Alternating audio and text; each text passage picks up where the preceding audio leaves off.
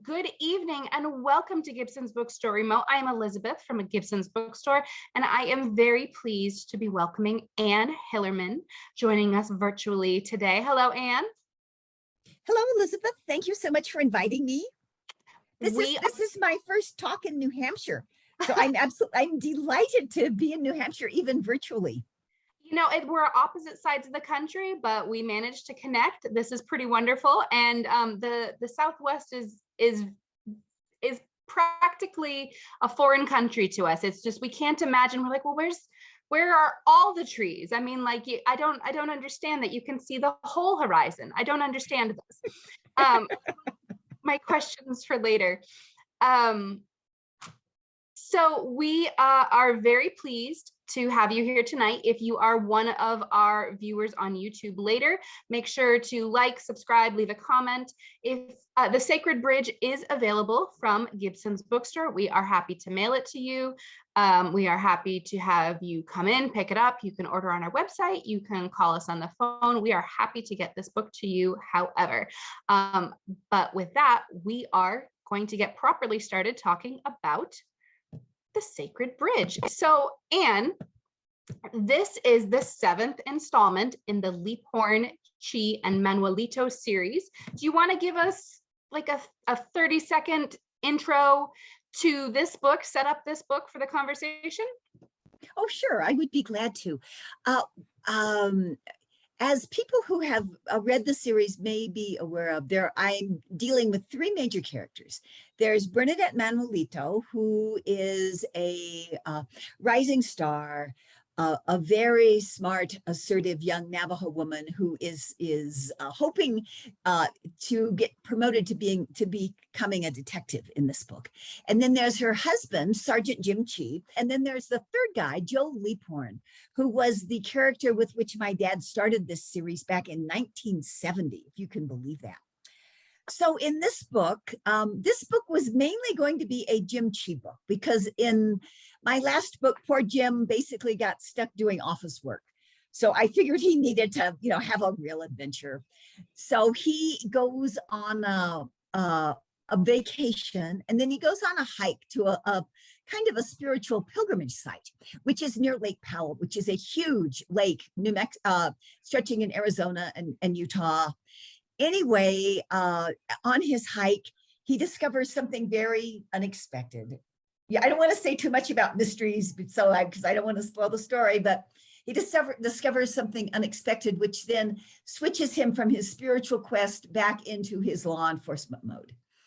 Meanwhile, Bernadette Manuelito has been with Jim Chee on vacation. She's driving back to her home, and her little sister's with her. She takes her sister home, and then she comes across a horrific hit and run accident.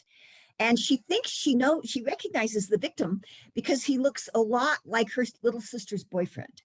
But as it turns out, it's not the boyfriend. And anyway, Bernie can't let this go. I mean, this was just awful. Not only is the guy killed, but then the car that hits him backs over him again to make sure he's good and dead. So that's kind of so there are those two parallel mysteries that are sort of the foundation for The Sacred Bridge. Okay. So obviously we can't talk too in depth without giving away spoilers. So of course we'll be talking a lot about themes and writing. To our audience members, if you have specific questions you would like to ask, toss those into the chat sidebar. We'll be asking them throughout the event. So the first one, as you mentioned, I have here, as you mentioned, your father began this series in the 1970. That was Leaphorn and Chee. You picked up the mantle, continued his story. He had 18 books, I think, and you Correct. have 7. When you started continuing the story, was that because you felt that there was more story to tell? Was this a connection to your father? Tell me about picking up a story that had already been begun by someone so close to you. Well, it's interesting. I think I am the only child of an author who has not only become a writer, but actually continued the series that the mother or father started. And part of the reason I did it was that I really did love these characters. And after I got over the worst of the grief of my dad's loss, I thought, well, gosh, it's a shame that these stories have to die too. And my background was journalism. I had done several nonfiction books, but I had never written a novel. So it was a big step for me. But one thing that encouraged me, I mean, besides my love of the characters, was that the nonfiction book I did right before this was a book about the places that my father wrote about on the Navajo Nation. So I went to many of those places for a couple years, talked to people, and also reread all of Dad's stories. So by the time I kind of built up my courage to start the series, I was more familiar with the characters than I would have been if I hadn't done that nonfiction book. So that's kind of, if I, in retrospect, I would have taken some classes in how to write a novel and, done all that sort of logical stuff. But instead, I just sort of dove in and learned how to write a novel by writing a novel. But thank goodness, my father's fans were very accepting of my adding a female character to the crime-solving duo, and were very kind of welcoming of a different take on characters they loved and stories that they had come to love. I wanted to say, how were they received? Obviously you are two different people, and while you are two different people rather, while you can stay true in many ways to the original tone and the original writing, you are different people, and your brain's not working exactly the same way. So it's wonderful that everybody has been so accepting of the changes that you've had to make. So over the last... Well, wait, I have to correct you a little bit. Not everybody has been accepting. One person said to me, I don't like what you've done to Jim Chee. You just turned him into the perfect husband. And somebody said, I loved your dad's books because things were blowing up and there were car chases and, all of that. And I love to write action, but I think my stories also have a little more psychological action than my dad's books did. So that's one kind of major change between us. But all in all, I think I have not only kept the bulk of my dad's readers, but kind of expanded the readership too. So it makes me really happy. And honestly, you'll never be able to keep everybody happy, no matter what you do. No, not everybody will be happy. In the 7 books that you have written, how has the characters and writing process changed for you? You just mentioned Chee is suddenly the perfect husband. Changed them. Although, I mean, is it really so unrealistic? I mean, I don't feel... that almost feels like a self-own to say that it's unrealistic. Yeah, no, I thought, I mean, that poor character, he had so many terrible girls.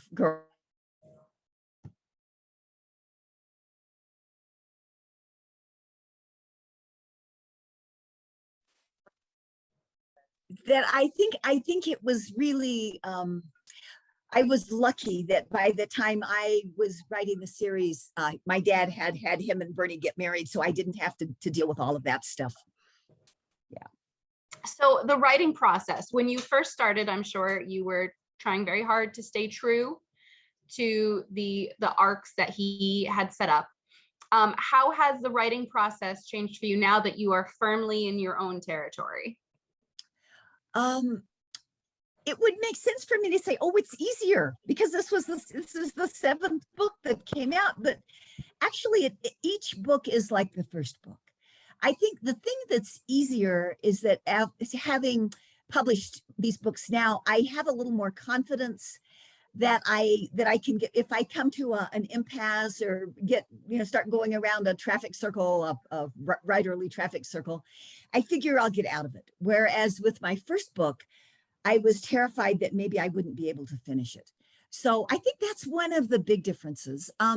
The other difference has to do with subplots. When you're doing a series, you introduce a lot of lovely kind of minor characters, but characters who really add texture and depth to the stories. So being able to live through those characters and keep developing their stories was another thing that I think as the series has gone on, I've gotten a little better at.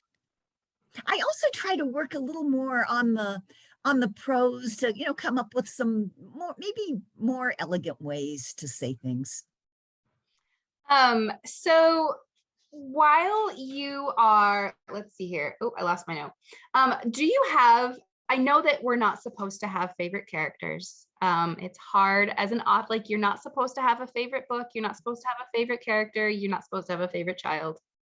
But do you have a favorite character to write? Because some characters might come more naturally or might just most get into the most ridiculous things that you're just like, where did that come from? Do the characters write you, or are you in charge of the characters? Oh, it's kind of 50-50. I think one of my favorite characters to write is Bernie Manuelito's sister, Darlene, because Darlene, I've had a lot of sort of sweet, complicated teenagers in my life, teenagers and young adults. And I think that is it's such an exciting time of life that it's really fun for me to write Darlene. And, she has one boyfriend who doesn't work out, and she has a career plan that doesn't work out. And she loves her mom, but her mom drives her crazy. And she loves her sister, but her sister has all this advice she doesn't need. So I enjoy writing her. It's kind of a relief from writing crime, writing suspense. It kind of lightens up my job, and I hope it lightens things up for the readers too. And of course, I love Bernie. She was the character who really gave me the courage to continue the series. And I love the way, as the books go on, that she's getting stronger and smarter and braver. And yeah, I hope that happens to all of us over the years. We can only hope. So you just mentioned, like a relief from writing the crime aspects of the novel. You mentioned when we were talking in the green room, you talked about just before the event started doing a bunch of research for your next book. And you also mentioned that you were a journalist, but many times crime writers are often first attached to law enforcement, and you were a journalist. So how do you go about researching the crime aspects of these books and to get things accurate? Do you have a favorite research method? I have a couple retired Navajo policemen who are really always happy to talk to me about some experiences that they've had. I also worked with a woman who was a detective with the Santa Fe Police Department, and she was always very open about some of the challenges of being a woman in still what is a man's world. So all of that was a help to me. And then I think because of my journalism background, I'm a big newspaper reader. And often I read that the Navajo Nation has a wonderful newspaper called the Navajo Times. And I read that every week. And that gives me, some ideas of crimes that might be interesting to put in a book. I mean, it's funny. I was saying to people, nobody really should be a friend of a writer, because you never know when something your friends tell you or something that your friends do, next thing they know, they'll see it in the book and they'll think, oh, wait a minute, did I say that? So yeah, I enjoy researching the crime in Sacred Bridge. Also, I had to do a lot of archaeology research, because one of the main characters was an archaeologist who worked on the original destruction of Glen Canyon when Lake Powell was how the two universities involved in that project did everything they could to record the early Pueblo sites that were down there. And also how this was back in the 60s, and women were not welcome on those crews. They thought that women would, they might pass out from the heat or who knows what. But there were a couple women who were connected with the archaeological program at the University of New Mexico who weaseled their way in. And the guys on the crew complained that their hair was blowing and screwing things up. So they both got buzz cuts for the archaeology, which I think was pretty weird back in the 1960s. For sure. When you were doing your research, perhaps in the archaeological and how these sites were conducted. Was there a particular thing that you found, it might or might not have made it into the book, that you found the most interesting? Oh gosh, I guess just the one thing, and this sort of made it into the book, was the real regret that so many people had that such a beautiful natural landscape was going to be destroyed for the benefit of progress. And people saying, well, you know, what happens if there's a drought and the Lake Powell controls the Colorado River and the San Juan River. And so a lot of the objectors to Lake Powell would say, well, what if there's a drought? You know, we build this big dam and then it can't generate the electricity because the water level isn't high enough. And in fact, that is a real problem now for Lake Powell. The water level is the lowest it's ever been. And there is talk of abandoning it because they're thinking it's not going to be able to produce electricity. So, I mean, that was really interesting, but it's complicated writing a mystery. I do all this research and I'm fascinated by it. And then I remind myself, oh yeah, you need to figure out who's the dead guy and why is he dead and who did it. So then I try to, you know, kind of balance research with the mystery part of it. I love the idea that you perhaps have written like a beautiful story arc about anything with all the things you've researched, and then you realize later you have to go back in and add a dead guy. Either add a dead guy or take out a lot of the beautiful poetic descriptions that I worked hard on that just don't move the story forward. Well, I hope you I save them in a special file. Okay, good. So I would like to remind our audience members, The Sacred Bridge is available from Gibson's Bookstore. We are happy to get you this book in many ways. We do not yet have carrier pigeons, but we're working on it. So Anne, can you talk a little bit about our social responsibility for maintaining the society around us and also maintaining perhaps archaeological sites around us from that we might stumble upon? Sure. In fact, that is one of the real issues about Rainbow Bridge, which is a very sacred site to five native tribes who live close to there, and then a lot of other tribes who have been making pilgrimages there for thousands of years. And Rainbow Bridge was one of the very first national monuments back in 1910. It was set aside as a national monument, and for a long time, the native people would come there to pray and to gather herbs, and some intrepid explorers and naturalists would, you know, make a journey on horseback or hike for 5 days to see the arch. But basically, it was beautiful and inaccessible. And then, when Lake Powell was built, as the water rose, it was easier and easier to get to Rainbow Bridge. So in the mid 1990s, there were 100,000 visitors to that sacred site. And needless to say, a lot of the native people who went there to pray were upset because some of these were, you know, curious tourists. Some of them were people who didn't really understand that they were visiting a sacred place. And one of the protocols about Rainbow Bridge is that you're not supposed to walk underneath it, but people didn't understand that. So the National Park Service set up a special commission using these 5 tribes to teach cultural sensitivity to visitors. And they put up some signs explaining, you know, the protocol.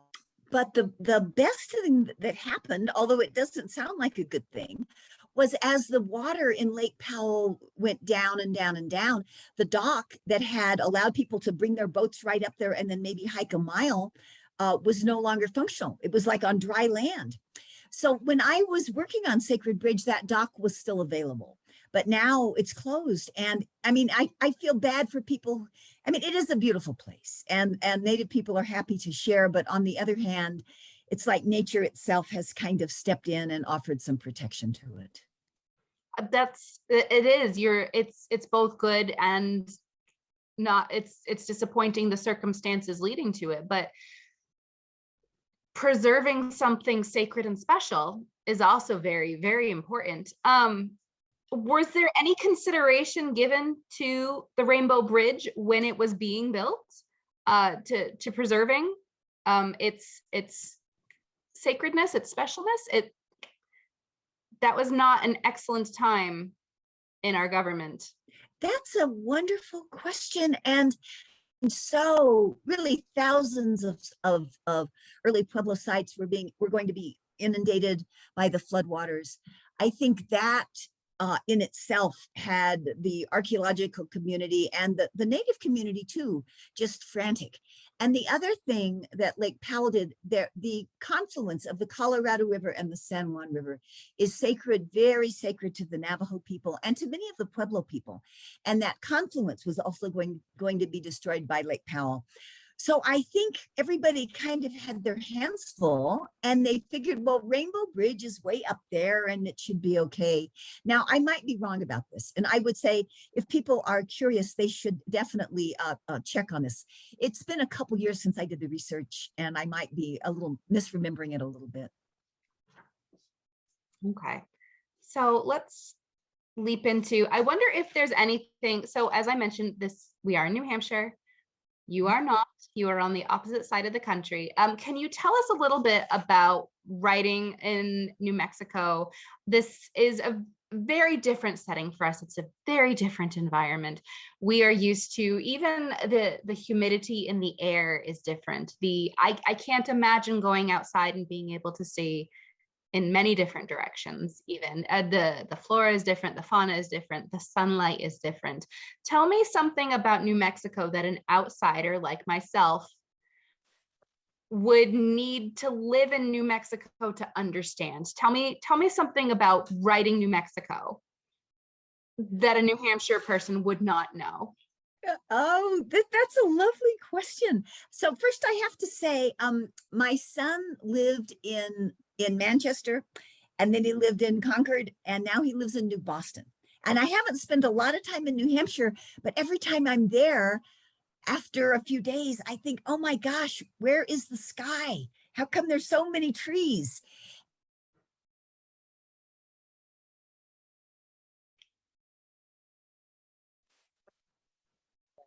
And it's really the opposite in New Mexico. I mean, we have 100-year-old pinon trees that are maybe 12 feet tall because there's so little moisture. I mean, New Hampshire has a rugged climate, but ours is different, I think, because it's hot and dry as well as being freezing cold in the winter. So I think one difference is the light. I mean, even no matter what kind of a winter it is, chances are 9 days out of 10, the sun shines. You have that gorgeous, gorgeous blue sky. So it's kind of easier, I think, to keep your spirits up and to keep your energy up. The other thing, though, I guess the downside of this, it's also really tempting to put on your snowshoes, put on your cross-country skis, get out of the house instead of sitting at your little computer working away. I mean, in a way, the weather is like really, really tempting. Another thing that I notice is sort of the expansiveness of the landscape. I think a lot of New England is very kind of cozy and contained, whereas out here, it's like, I mean, you can look sometimes for 100 miles and you don't see a house. You see sky and clouds and mountains. And some people find that very intimidating. But since I've grown up out here, I find it lovely. And I find it's the kind of landscape that really leads to expansive thoughts and leads to, at least for me, thinking maybe these problems aren't so big, because in relationship to this big landscape, you know, they really aren't big. So I hope that answers your question. New Mexico has been really a wonderful place for a lot of writers, some of whom haven't been well known much outside the Southwest. Oliver Lafarge won the Pulitzer Prize back in the 1930s. He was an Easterner who came to Santa Fe. My dad won all kinds of awards for his work back in the 70s and 80s because he was one of the first mystery writers to kind of expand the genre from urban men with a bottle of bourbon in the bottom drawer to different characters and a different landscape. Thank you for explaining New Mexico like that. I really like expansive landscapes producing expansive thoughts, and that other people might be intimidated. It's good to know that other people might be intimidated, because just imagining, as having grown up in the contained and cozy New England environment, imagining being exposed on all sides on a horizon is very nerve-wracking for me. So I'm glad to hear I'm not the only one. No.